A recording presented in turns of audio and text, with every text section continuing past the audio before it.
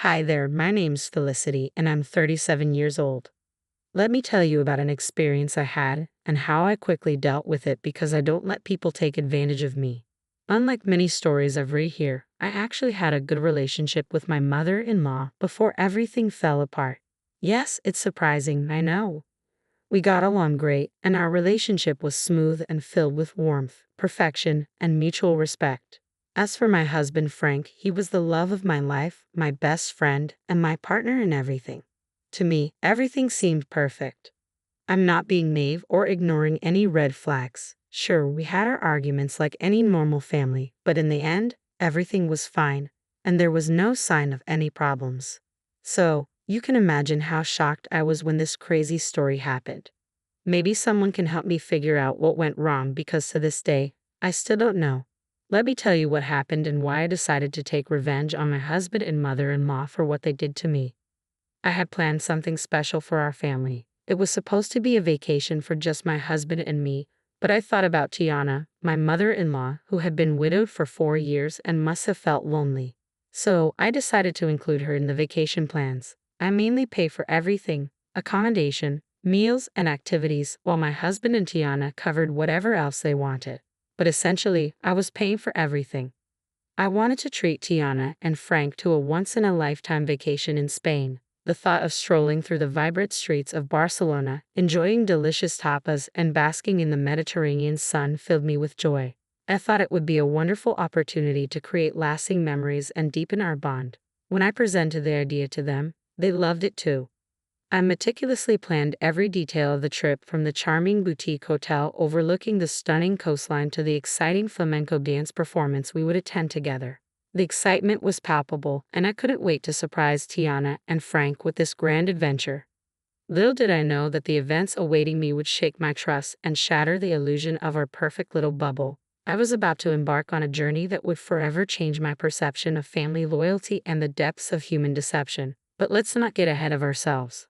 Allow me to take you back to that fateful day when our dreams of Spain were still full of hope and promise. I stood in the living room, holding the plane tickets tightly in my hands, a big smile on my face. Frank, Tiana, gather round. I have a surprise for both of you. They exchanged puzzled glances, curiosity written on their faces. Tiana, with her wise eyes, tilted her head slightly. What's all this excitement about, my dear?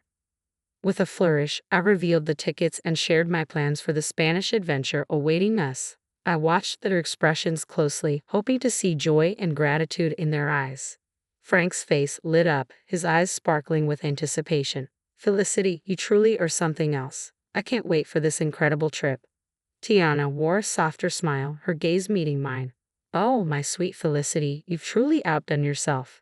This is a gift beyond measure. I'm deeply touched. At that moment, my heart swelled with pride and contentment.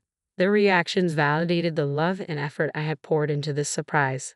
I thought this vacation would be the glue that bound us even tighter, creating unforgettable memories and strengthening the bonds that already seemed unbreakable. But as you might have suspected, this story takes a dark turn.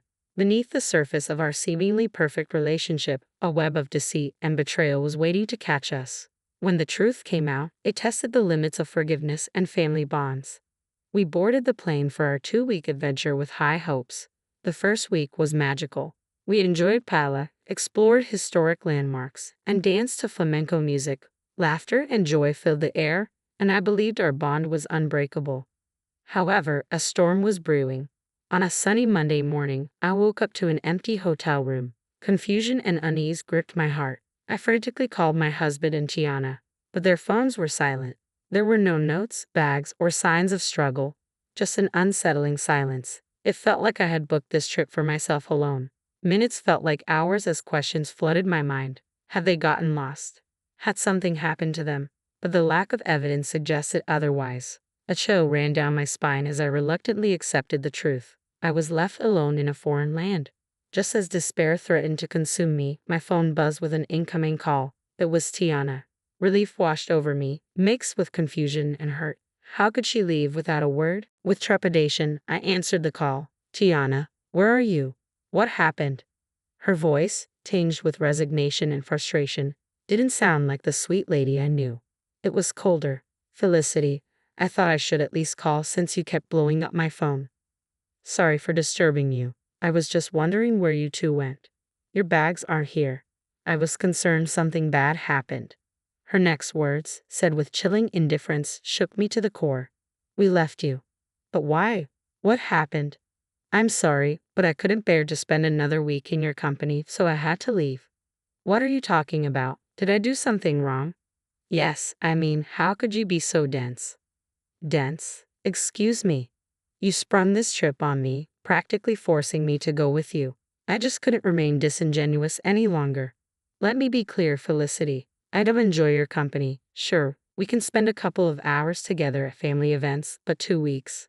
I tried to be civil and endure it, but I could only manage 1 week before I lost my mind. I'm sorry, but Frank and I are heading to the airport. We can't be around you any longer. Shock reverberated through me. The revelation struck like lightning, unraveling the trust I had so naively built. How could our bond crumble under unspoken grievances? Questions overwhelmed me. What had I done wrong? What did I do to deserve such harshness? Was there no chance for reconciliation? With confusion and heart-ache, I asked, I didn't know you felt this way, Tiana. And you had no reason to. I always made it seem like things were fine between us. Then why not tell me? Why not sit down and discuss any problems? I can't put my finger on it. You just irk me. That's childish. You can't stand me just because I irk you. Grow up, Tiana. I thought I offended you, but I didn't do anything wrong, did I? Not necessarily, but it doesn't matter. What matters is how I feel about you, and I find you annoying. Then why agree to come on this trip? It was a free trip to Spain. No one would turn that down. But as the days went by, I grew tired of your antics. What antics, Tiana? What did I do that was so bad you had to leave me alone in a foreign country? She had no answers, and my impatience grew. I was shocked, hurt, confused, and angry. But most of all, I was sad. I needed to know what my husband, Frank, had to say about all this. Let me speak to Frank. Casually, Tiana passed the phone to Frank, who had likely been listening the whole time. He sounded just as indifferent and cold as his mother. Hello, really, Frank? You decided to leave me too. I didn't leave you because I don't like you. I left because my mom needed me to take her home. So you knew about all of this? Well, yes. How long have you known about your mother's apparent hatred toward me? For some time now. I was hoping this trip would bring her closer to you, but I was wrong. Okay, but what I'm failing to understand is why none of you approached me about this. We're all adults, aren't we? If there's an issue, we solve it. It's not like we haven't had arguments in the past. We sat down and solved them. What's different this time? Frank, like his mother moments ago, failed to answer. The only thing I can conclude is that your mother hates me for a silly reason she knows isn't valid. Maybe she's jealous or something. Maybe I have something she can't have, and she knows she can't speak up about it without sounding foolish, so she's beating around the bush. Am I right? Their resounding silence confirmed my suspicion. I'm honestly shocked. I didn't know you two felt this way about me. I hope you have a safe flight home. I cut the call, pacing around the hotel room, still trying to wrap my head around what exactly the issue was. I stopped wondering what I did to deserve this treatment. 47 years on this planet had taught me that sometimes people hate you for seemingly no good reason. They're jealous or bitter because they see you at peace with yourself, and that enrages them because they struggle with their self-worth. I'm sure I'm not the only one who's experienced this, but the last people I expected this behavior from were my own family. After sobbing for some time, I had an epiphany. Let me take you back to that fateful moment when I decided to take control of my destiny and seek revenge against these two who had wronged me for no good reason. It was a pivotal moment that would forever change the course of my life.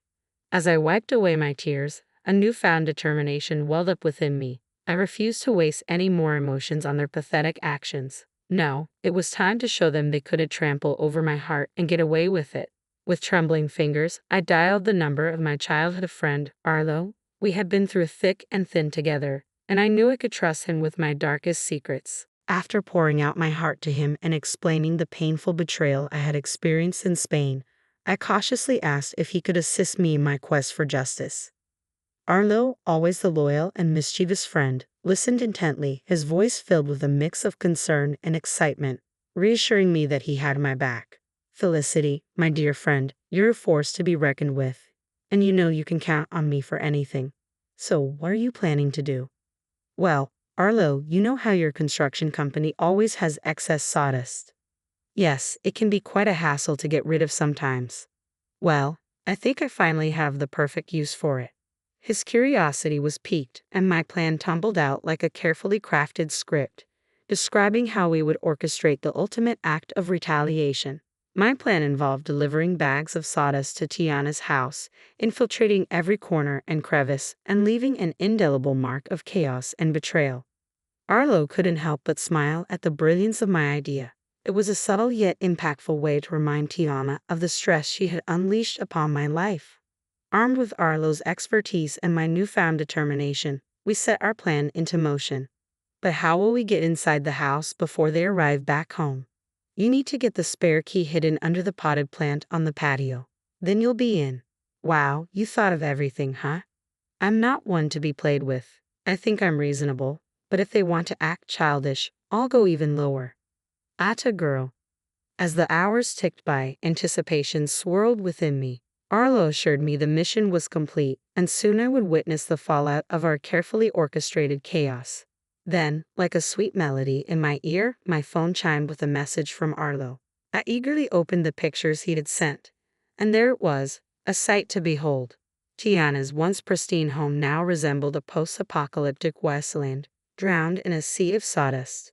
Every nook and cranny had been touched by our mischievous hands.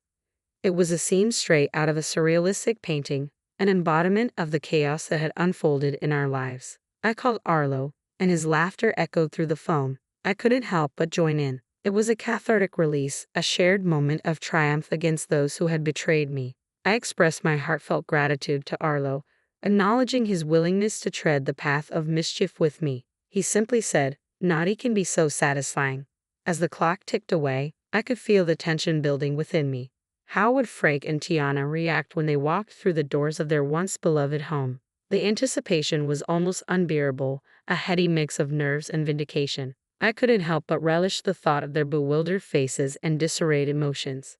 Hours later, my phone erupted with frantic energy. It was Frank, his voice laced with panic and disbelief. He described the scene that awaited them, the sawdust-covered house that stood as a testament to their betrayal.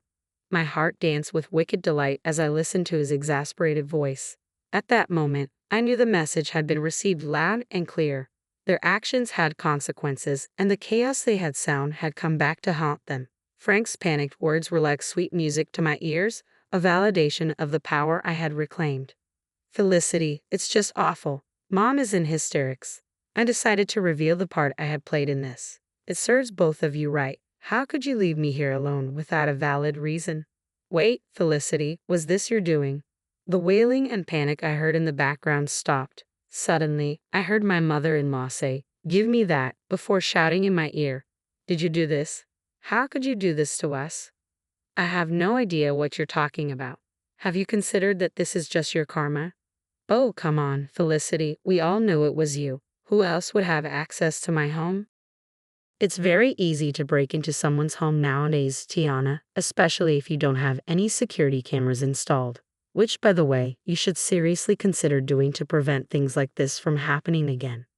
Honestly, Felicity, how can you do this to us? Where are we supposed to sleep? This sawdust is making my lungs ache. Oh, that's right. You probably forgot to get the keys to my house, huh? Well, that's a shame. I'm guessing you two are going to have to stay in yet another hotel. But for how long?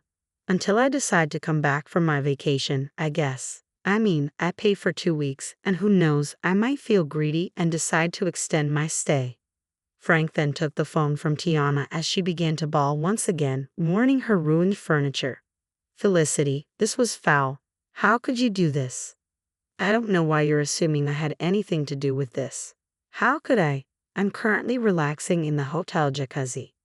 I held back my laughter as the two of them were clearly confused about what had happened. Even though they suspected I had something to do with it, which I obviously did, they didn't have any solid proof. So I basked in the glory of knowing they were frustrated with nowhere to direct their anger. As I bid Frank farewell on the phone, a sense of contentment washed over me. I had taken control of my narrative, leaving them to grapple with the consequences of their actions. I know what I did was quite foul and even dangerous, considering how old Tiana is. Spending even one night in that house could lead to serious health consequences.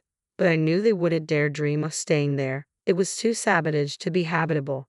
They just had to rely on staying in a hotel a little longer. Because I didn't want my money to go to waste, I stayed that extra week in Spain, enjoying the culture as I intended. Meanwhile, my husband and mother-in-law were undoubtedly worried, trying to find a cleaning company to take on such a daunting task. I didn't know how long it would take to get the house professionally cleaned, but I knew that in the meantime, my mother-in-law would have to stay with us in my home, and I knew she would just be irritated the whole time since she apparently couldn't stand my company. This should serve as a reminder to all of you. Some people need to learn the hard way. If you can dish out your own justice, then by all means go ahead and do it. Really give people something to be mad about.